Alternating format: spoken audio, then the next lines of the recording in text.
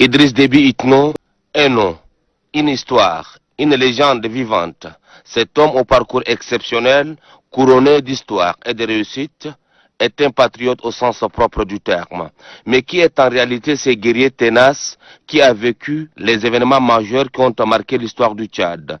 C'est un 18 juin 1952 à Berdoba, dans le sud-est de la ville de Fada, qu'il est né et entama sa scolarité. L'homme a ensuite poursuivi ses études dans d'autres villes du Tchad. Après l'obtention de son baccalauréat scientifique, Idriss Déby Itno, animé par l'amour de la patrie, a décidé de consacrer sa vie pour la cause de l'unité de son pays, déchiré par les seigneurs de guerre d'une part et occupé militairement par la Libye du défunt Guy Muammar Kadhafi d'autre part. Ce sont ces situations qui ont poussé les jeunes bacheliers du lycée Jacques Modena de Bangor à opter pour le métier des armes sans imaginer un jour qu'il allait devenir président de la République.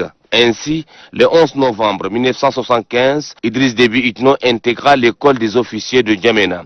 Après 3 ans de formation, il sort avec les grades de sous-lieutenant. Dès lors, commença la vie militaire de cet homme très discret. Après un brillant parcours au sein de cette même école, le jeune sous-lieutenant Idriss Déby Itno commença à susciter l'admiration de ses encadreurs militaires.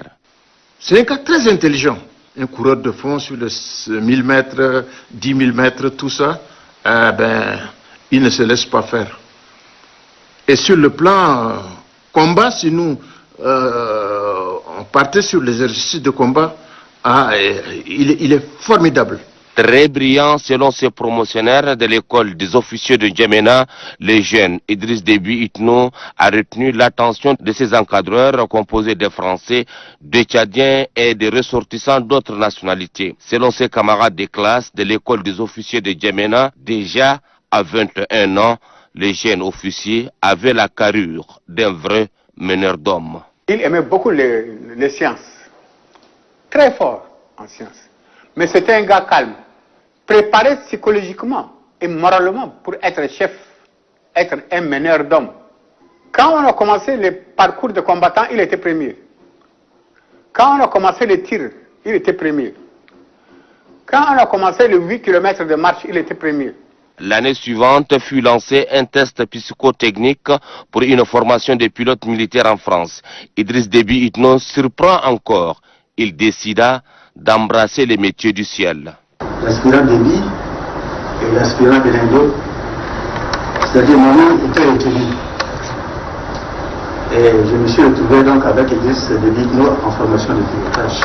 À Hasbrook, nous avons remarqué en l'élève officier Idriss Déby Itno l'esprit d'équipe, de solidarité. Et aussi le sens de se souder pour s'en sortir ensemble. Après de brillantes études en France, Déby regagna le pays nanti de la licence des pilotes professionnels. Le 12 février 1979 éclata en N'Djamena une guerre civile. Le pays est déchiré entre plusieurs tendances militaires qui cherchaient toutes à conquérir le pouvoir. C'est ainsi que le jeune officier choisit parmi les 11 tendances celle des forces armées du Nord FAN pour faire face à l'occupation libyenne. La vingtaine révolue, le jeune officier Idriss Déby fut nommé commandant des opérations en N'Djamena. La mission qui lui a été confiée est de déloger de la capitale les forces du gouvernement d'union nationale de transition GUNT, mieux équipées puisqu'appuyées par les troupes aériennes et terrestres libyennes. Le 7 juin 1982, lorsque l'ex-président Hissène Habré prend le pouvoir, Idriss Déby Itno a été à la tête des FAN à leur entrée dans la capitale. Chef militaire charismatique, courageux et ne connaissant que la culture de la victoire sur l'ennemi, Idriss Déby Itno est aussi le libérateur du peuple tchadien de la dictature d'Hissène Habré. Prêt à payer les prix quand il s'agit d'une menace contre son pays, Idriss Déby Itno est le seul chef d'État en exercice qui dirige personnellement les opérations militaires sur le terrain. 13 avril 2006, 2 février 2008 ou plus récemment, l'opération Colère de Bohoma corrobore cette assertion qui confirme le haut fait militaire de cet homme. Vraiment, le chef de l'État mérite bien d'être élevé à cette appellation et dignité de maréchal. Et pour nous, les promotionnaires, ça ne peut que vraiment nous rendre heureux parce que c'est un de nôtres. C'est notre promotion. Franchement, nous disons bravo. Au vu des multiples sacrifices qu'il a consentis, le maréchal du Tchad, Idriss Déby Itno, mérite bien la reconnaissance et l'honneur rendu par les élus du peuple pour couronner les loyaux services qu'il a rendus à la nation tchadienne.